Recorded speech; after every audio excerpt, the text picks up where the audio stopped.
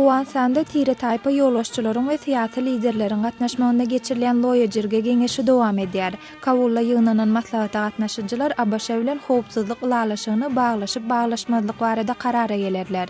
Prezident Hamid Karzai 2014-nji ýylda halkara güýçleri ýurtdan çekilenden soň abaşanyň eskerlerine Owganystanda galmaga mümkinçilik berýän bu ulalaşygy gollamaga çağırdy.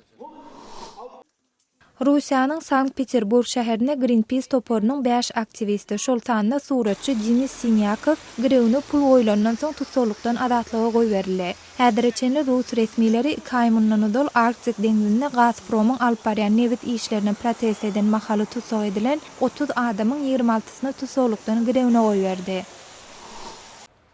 Kırgızstanda paraxorlyk aýplamalarynda tutsag edilen deputatyň tarapdarlary onuň azad edilmegini talap edip Bişkekdäki hökümet binasynyň öňünde protest geçirdiler.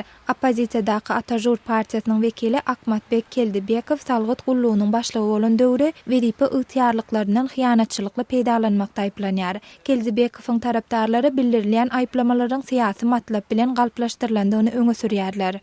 Siz Azatlyk radiosynyň täzelikleri bilen tanış boldunuz.